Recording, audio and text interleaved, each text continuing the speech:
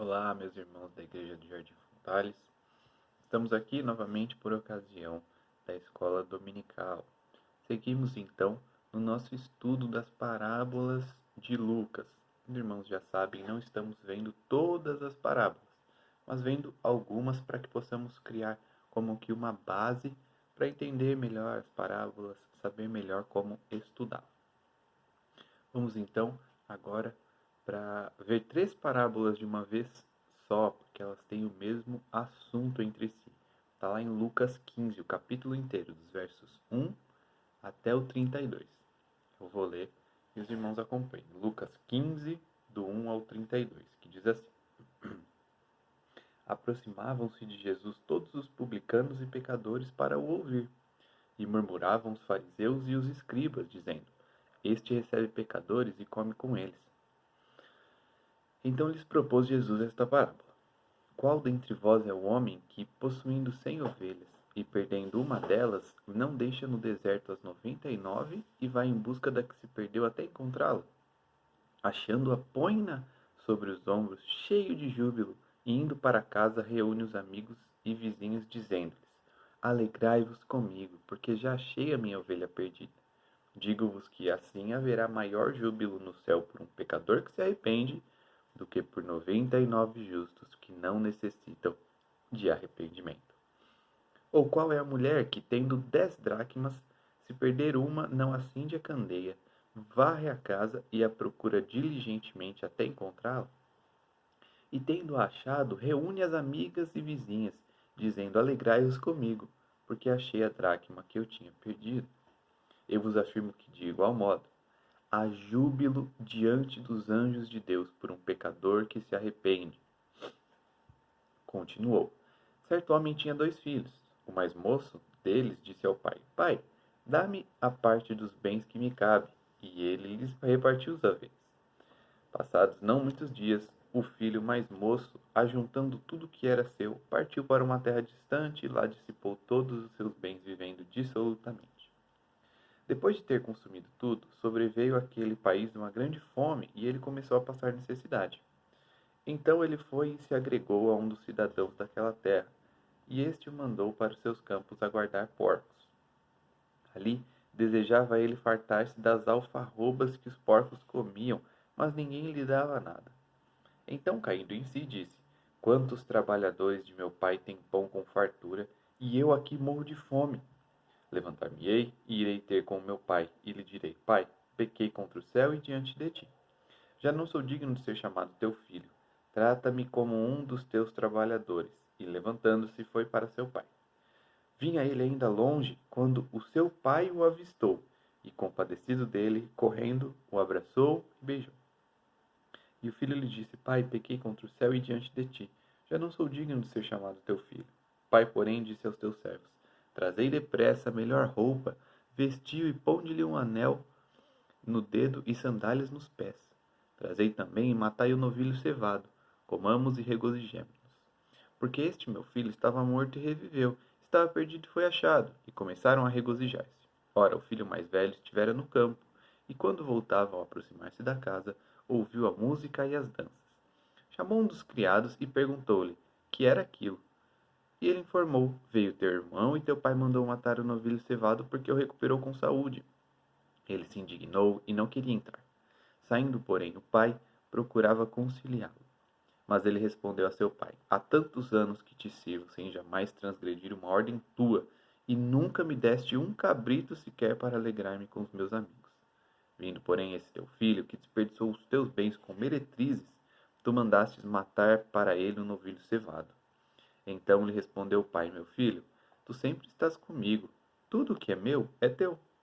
Entretanto, era preciso que nos regozijássemos e nos alegrássemos, porque esse teu irmão estava morto e reviveu, estava perdido e foi achado.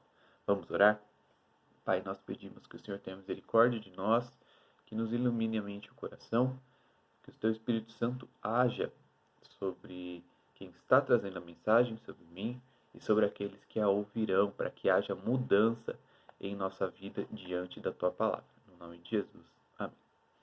Pois bem, irmãos, nós bem sabemos, já precisamos relembrar isso, que a parábola ela é uma história, normalmente uma história bem prática, onde Jesus conta histórias ah, muito próximas, que poderiam ser verdadeiras, mas que no fundo dela, o que ela ensina para a gente é algo bem teológico, algo acerca de Deus.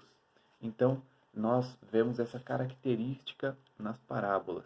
É uma história bem prática, simples, mas que o fundo dela guarda um significado muito importante para nós. Pois bem, aqui no capítulo 15, nós vemos 3 parábolas com histórias muito parecidas, não é? E tem um tema em comum, que é a alegria de encontrar o que estava perdido. Eu não sei se vocês já tiveram a alegria de encontrar uma coisa simples que tivesse perdida. Talvez coloque a mão no terno e aparece lá um dinheirinho que você já nem contava mais com ele, ou um utensílio de casa que você achou que já não tinha mais, você vai lá e encontra. É uma alegria, mas é claro, uma alegria muito menor do que essa da qual nós estamos aprendendo aqui hoje e que é representada pelas 3 parábolas.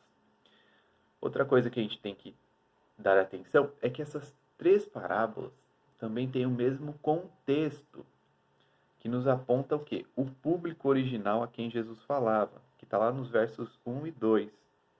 Aproximavam-se dele todos os publicanos e pecadores para ouvir. Quem ouvia Jesus? Os publicanos e os pecadores.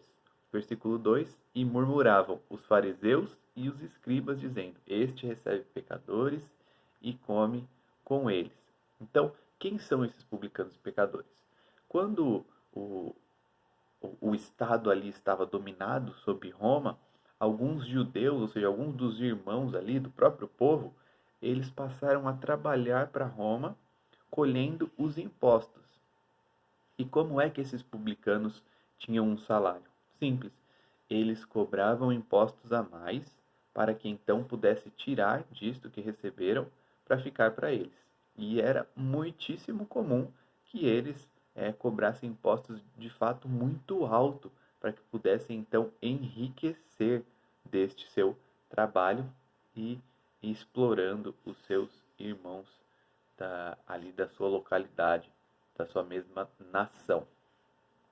E os pecadores é uma fala em geral, mas na verdade que quer dizer as pessoas que não seguiam a lei, diferente dos fariseus e dos escribas, que eram tidos como não pecadores, aqueles justos que conheciam a lei e que a seguiam. Mas vamos ver um pouco mais sobre isso agora aqui à frente, certo?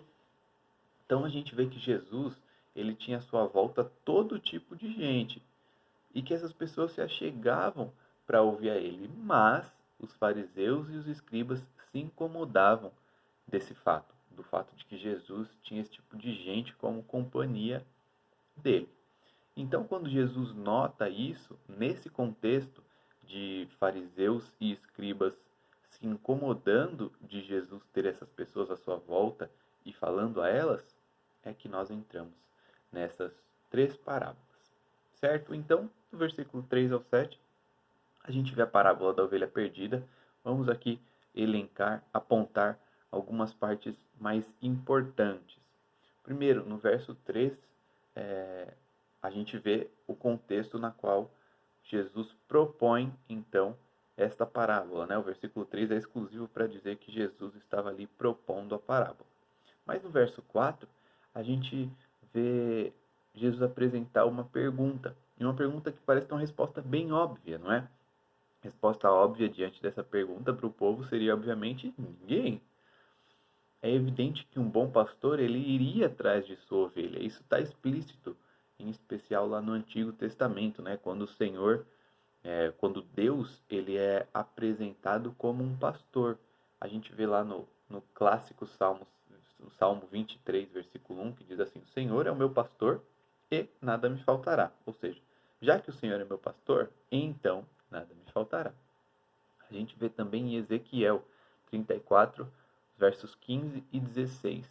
Diz assim: Eu mesmo apacentarei as minhas ovelhas e as farei repousar, diz o Senhor Deus. A perdida buscarei, a desgarrada tornarei a trazer, a quebrada ligarei e a enferma fortalecerei. Mas a gorda e a forte destruirei, apacentá-las-ei com justiça. Então a gente vê que já o Antigo Testamento dava luz sobre essa imagem de Deus como um pastor. E aí então os versos 5 e 6, caminhando um pouco mais na nossa primeira parábola, nós vemos que agora então Jesus descreve a alegria que seria encontrar essa ovelha perdida. E sendo assim, a ovelha perdida receberia um cuidado, e por causa dela se faria uma grande festa. Pois bem, o versículo 7 traz o que é mais importante para a gente, né? Que é a conclusão dessa parábola. Quem que é quem nessa parábola? Nós entendemos que as 99 ovelhas que ficam lá quando o pastor vai buscar a uma que está perdida, elas representam os justos, que eu já estava falando agora, quando nós estávamos vendo o contexto. E é por isso que nós devemos entender que essa frase que Jesus fala, não necessitar de arrependimento, né, lá no finalzinho, 99 justos que não necessitam de arrependimento. É claro que esses justos, eles precisavam sim de arrependimento. Só que isso é fazendo referência à ideia de que eles são justos aos próprios olhos dos fariseus e dos escribas. Então, quando um fariseu e um escriba olhava para ele mesmo, ele dizia: esse homem é justo. Ele não precisa se arrepender. Ele segue a lei veementemente. Nesse sentido, Jesus fala: é muito melhor encontrar o um que está perdido, representando os publicanos e pecadores, do que estes 99 que nem precisam de arrependimento. É como se essas ovelhas nem precisassem de cuidado do pastor que é o nosso Senhor Jesus Cristo. Então, por isso que ele fala essa frase que pode trazer alguma confusão, mas é facilmente explicada aí. O não necessitar de arrependimento é porque os fariseus e escribas, diante dos seus próprios olhos, se viam como justos e sem necessidade de arrependimento. Muito bem, vamos então para a segunda parábola, a parábola da dracma perdida, né? Ou a moeda perdida. A dracma era uma moeda utilizada naquele tempo, tinha o valor de um dia de trabalho. Então, a gente vê aí no versículo 8 que a segunda parábola ela é extremamente parecida com a primeira, né? Tem a mesma dinâmica. Alguém perde alguma coisa, encontra e fica feliz. Aí, de novo, perdeu alguma coisa, encontrou, ficou feliz, fez uma festa. Mas a diferença que nós vemos é que antes eram 100 ovelhas, perdeu-se uma. Agora a mulher tem 10 dracmas e perde uma, ou seja, ela tem um bem menor e perde uma porcentagem então maior, consequentemente. De qualquer forma, é claro, ela usa de todo o seu esforço para encontrar a moeda que está perdida, né? No verso 9, então, nós vemos que de forma parecida com o pastor da parábola anterior, o resultado de encontrar o que havia perdido é uma celebração, uma festa. Ela chama as amigas e tudo mais, não é? Novamente, versículo 10 traz luz aí pra gente. A comparação com a alegria do arrependimento de um pecador. Pois é, aquele que estava perdido, né? Estava perdido e foi encontrado. Sendo assim, meus irmãos, se torna evidente que Deus, bem como aqueles que vivem em sua presença, ou seja, os anjos, se alegram com a salvação do pecador. Com os fariseus, mas os fariseus não fazem de tudo para que isso aconteça. Na verdade, eles se incomodam de que a palavra estava sendo pregada para os publicanos e pecadores, quando, é claro, deve ser o contrário. Imagine que quando se ganha uma alma para Cristo, quando é pregado o Evangelho e esse Evangelho passa a fazer morada numa pessoa, nós entendemos que há festa no céu, da parte de Deus e dos anjos. Não deveríamos buscar isso com todas as forças? Claro que sim. Então fica aí essa segunda lição, em especial para os fariseus e publicanos, certo? Então, nós entramos agora na última e certamente principal parábola desse capítulo, muito conhecida entre os irmãos. Eu costumo dizer que tem algumas histórias que quem foi criança na igreja já está careca de saber, né? Já ouviu várias vezes, tem aprendido sobre, e acredito que a parábola do filho pródigo seja um exemplo disso, não é? Nós crescemos aí na igreja ouvindo a parábola do filho pródigo, que está lá em Lucas 15, do 11 ao 32. Pois bem, no versículo 11 nós vemos que ali Jesus inicia a terceira e a última parábola dentro do tema da alegria em encontrar o que estava perdido. E então nos é apresentado os três personagens principais dessa história, que são quem? O pai e os seus dois filhos. Nós bem sabemos que a parábola já é bastante conhecida, os irmãos já ouviram, como eu estava dizendo, mas vamos pegando algumas coisas aqui para a gente poder relembrar toda essa imagem rica que é trazida a nós aqui com essa história. Primeiro, o filho mais novo, ele pede a sua parte na herança enquanto o pai ainda está vivo, né? Nós sabemos que essa era de fato uma possibilidade, mas sabemos também o que isso certamente representa, né? Como se o pai já estivesse morto para ele. Ele se importa muito mais com o dinheiro e que com essas riquezas, que esses bens estejam com ele. O pai tranquilamente reparte o que era dele e o que seria de seu filho e lhe entrega. Então nós vemos no versículo 13 que aquilo que o pai dá ao seu filho é usado de forma, a palavra aqui é dissolutamente, de forma errada, não está nem aí para o que deveria de fato ou não fazer com aquelas riquezas. E aí o rapaz mais novo, o filho mais novo, começa a passar fome, passa necessidade, e aí a gente chega num versículo muito interessante, né? Do 16 que leva para o 17. Como ele cuidava dos porcos, ele queria comer a alimentação dos porcos. E a gente sabe que ali naquela época, onde Jesus estava contando aquela parábola, o porco era tido como um animal sujo, né? Um animal imundo. E ele quer se alimentar daquilo que os porcos se alimentam. E aí o versículo 17 é muito importante para nós, meus irmãos. Então, caindo em si, disse: quantos trabalhadores de meu pai têm pão com fartura, e eu aqui morro de fome?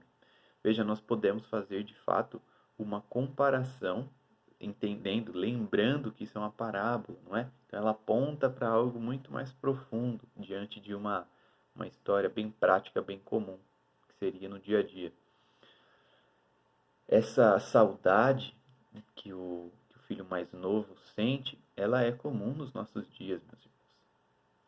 Veja, entendendo que o pai represente a Deus, que o filho mais novo represente aquele que se desvia, o pecador, nós podemos ver como que, na verdade, aquele que se desgarra do corpo de Cristo, da igreja, seja por isso é claro, por algum tempo, porque nós entendemos que aquele que é eleito voltará, nós vemos que isso traz saudade, e de fato deve trazer. Esse pensamento que o filho mais novo tem deve estar conosco também. Inclusive, antes de senti-lo, nós devemos lembrar dele. A ideia de que quantos trabalhadores de meu pai têm pão com fartura e eu aqui morro de fome. Porque nós bem sabemos que distantes de Deus, nós temos uma sede que é insaciável. É a sede da alma, ou a fome da alma, que não pode ser sanada com coisa nenhuma. Nós vemos que o filho gasta o seu dinheiro dissolutamente, certamente eram muitos bens, mas, queridos, isso não pode comprar a necessidade que nós temos. Porque a necessidade que nós temos é de Deus, da sua presença e de glorificar a Ele. Então é que esse filho mais novo cai em si, diante da necessidade. E por vezes, infelizmente, entre alguns de nós é necessário passar por isso, não é? Nós, é claro, devemos orar para que não seja assim e para que os nossos queridos irmãos não tenham que viver dissolutamente para então entender onde eles deveriam estar. Contudo, por vezes, alguns de nós têm de passar por isso. e cabe a nós continuarmos ali à disposição, ajudando-os sempre que possível. Muito bem. Então ele vê que ele decide se levantar e ir ter com seu pai. Mas aí o versículo 20 mostra que não é ele quem se achega ao pai, e sim o pai que, vendo-o à distância, se achega a ele. Muito possivelmente uma representação, de fato, da atitude de Deus para com seus filhos. Não somos nós quem nos achegamos a Deus, mas Deus quem nos chama, quem se achega a nós, quem faz, porque se depender de nós, nós estamos de fato no lamaçal do pecado e não conseguimos sair dele. Estamos mortos nos nossos delitos e pecados. Então nós vemos aqui, ó, o 20, levantando-se foi para seu pai. Vinha ele ainda longe, quando seu pai o avistou e, compadecido dele, correndo, o abraçou e beijou. Temos alguns elementos muito importantes aqui. E o principal, certamente, é o correndo. Nós sabemos que lá naquela época, um homem importante, como deveria ser este pai, ele simplesmente não corria. Não era uma prática comum. É claro que nos nossos tempos de hoje, correr é até bem visto como uma prática física e tudo mais, mas naquela época ele não corria. Também por causa das roupas que usavam, né?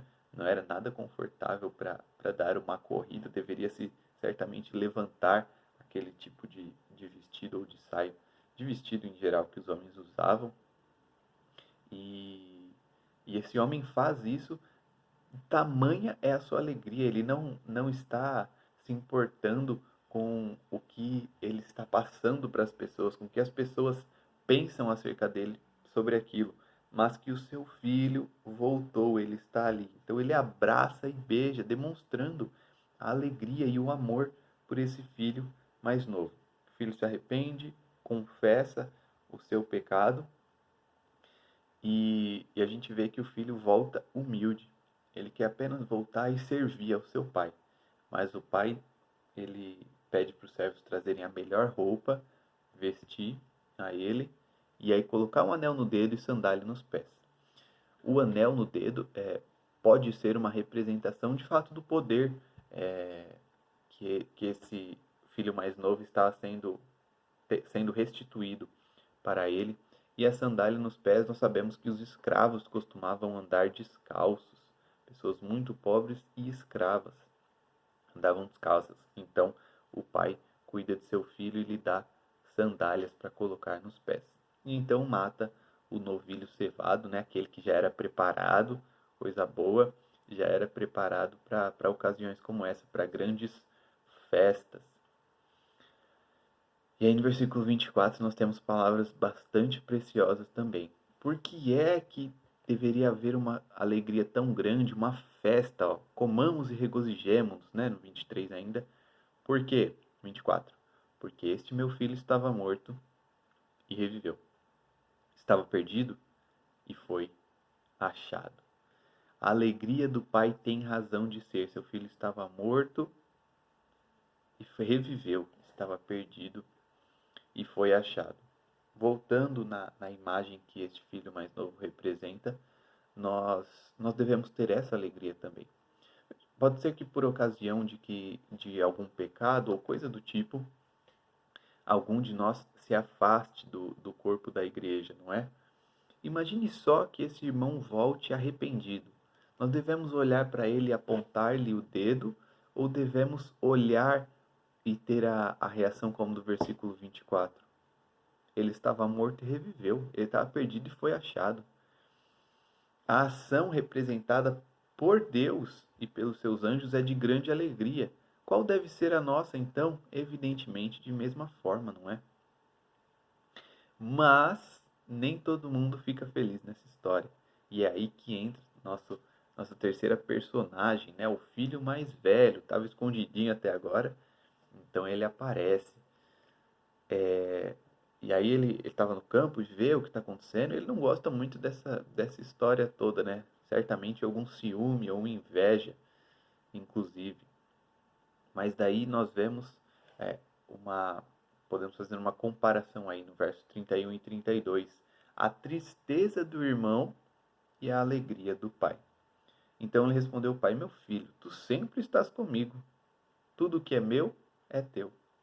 Entretanto, era preciso que nos regozijássemos e nos alegrássemos, porque esse teu irmão estava morto e reviveu. De novo, estava perdido e foi achado. O filho mais velho reclama que nunca pôde ter um cabrito para comemorar com os amigos, então o pai responde isso, diz: tudo que é meu é seu. Você sempre pôde, você sempre esteve aqui diante de mim, me servindo, então era tudo seu. Pois bem, nós devemos dar nome aos bois. Claro, já apontamos alguns aqui. É certo que esse pai, ele representa a imagem de Deus, né? De Deus Pai. O filho mais novo representa aqueles pecadores e publicanos. No nosso tempo, os pecadores em geral, né? Aqueles que não conhecem e não seguem a vontade de Deus. Enquanto os mais velhos representavam os fariseus e os escribas. E certamente no nosso tempo representaria, é aí que está o problema, representaria a nós, que por vezes estamos muito mais preocupados em apontar o dedo, em continuar suspeitando daqueles que se arrependeram. Meus irmãos, é claro que o pecado é uma coisa muito séria e nós, como igreja, devemos cuidar dos irmãos que estão em pecado. É por isso que existe o nosso conselho também. É por isso que existe a disciplina para recuperar o faltoso.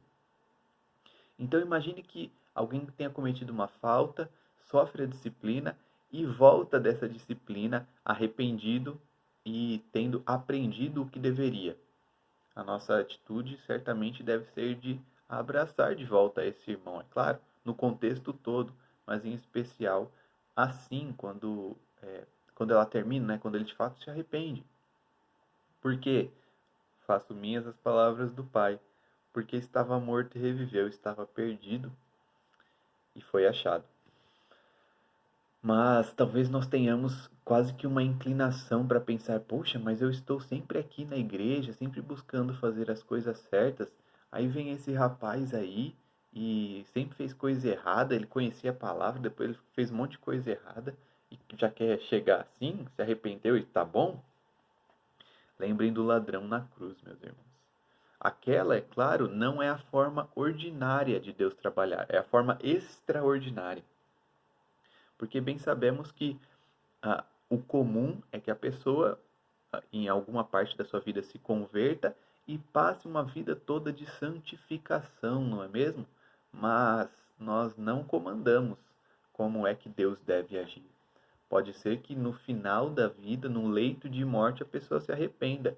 E nós, é claro, devemos ter a alegria desse pai, porque este estava morto e reviveu, estava perdido e foi achado. Vamos pensar em algumas coisas um pouco mais práticas para nós, então, diante dessa verdade do texto. Primeiro, o arrependimento é necessário para a salvação. Nós precisamos nos arrepender. Ele é parte importante e que não podemos nem dissociar quanto à salvação. É necessário que haja o arrependimento. Outra coisa é que a salvação se dá quando nós somos encontrados, como eu estava dizendo sobre a imagem da parábola. O homem ainda até decide: poxa, eu quero voltar para o meu pai, mas é o pai que o vê à distância e vai até ele correndo. Então, nós aprendemos, é claro, que nós estamos mortos nos nossos delitos e pecados e que é Deus quem vem fazer essa obra em nós. É a ação do Espírito Santo que nos move para o arrependimento e então para a salvação alcançada por Cristo lá na cruz. Outra coisa é que os fariseus, eles são representados pelos irmãos mais velhos na parábola, mas não pode ser descrito como nós, às vezes também. Nessa parábola, acredite, irmãos, normalmente nós somos os irmãos mais velhos, isso é algo muito sério. Devemos pensar sobre isso. Mas uma coisa é que se Deus, a quem o pecador atinge primeiramente, ou seja, quando nós pecamos, primeiramente nós pecamos contra Deus, e Ele perdoa esse pecado quando há arrependimento, quanto mais nós. Nós também devemos perdoar, porque se Deus perdoa este irmão que pecou e se arrepende, quanto mais nós também devemos perdoar, seja diretamente a nós ou não. Outra coisa é que a conversão ela deve trazer alegria para nós. Pode ser que a pessoa tenha feito coisas horríveis, terríveis, nós olhemos e falemos, poxa, mas agora ela vai ficar sem castigo? Queridos, nosso Deus é justo, Ele fará o que é correto e o que é necessário, certo? Então a conversão deve trazer alegria. Claro, a conversão e o arrependimento genuínos e verdadeiros deve trazer alegria para nós, porque assim também traz para Deus. E por fim, nós devemos levar o evangelho para os perdidos, para que eles sejam encontrados, para que aqueles que estão perdidos sejam encontrados, aqueles que estão mortos revivam, porque inclusive diante disso há grande júbilo no céu. Devemos ter isso em mente e levar a palavra do nosso Deus a todos os que estão perdidos. Bem, meus irmãos, era isso que nós tínhamos para hoje. Espero que tenha sido grande bênção na vida dos irmãos e, como sempre tenho dito e repito, me coloco totalmente à disposição dos irmãos para qualquer dúvida acerca dessa parábola, de outras e como eu costumo também dizer para os irmãos, estava lendo aí a Bíblia durante a semana. Queridos, eu estou aqui para ajudá-los também nessa interpretação, certo? Vamos orar então e finalizamos a nossa aula de hoje. Pai, nós te agradecemos porque, mesmo nós estando perdidos, nós fomos encontrados num certo momento, Pai. Obrigado porque, estando mortos, o Senhor nos reviveu por meio da obra de Cristo. Muito obrigado por isso, Pai. Obrigado porque o Senhor é maravilhoso, é gracioso para conosco. Pai, nós pedimos que tenhamos essa alegria também quando o perdido é encontrado. Que nós saibamos entender que a obra é tua, nós somos apenas instrumentos nas tuas mãos. E que, sendo instrumentos nas tuas mãos, nós devemos servir ao Senhor e à tua vontade. Nos dá força para levar essa tua mensagem, a mensagem do Evangelho, a todo o que está perdido, para que seja encontrado, para que, conforme a tua vontade, se arrependa e volte-se ao Senhor. Pedimos essas coisas no nome de Jesus. Amém.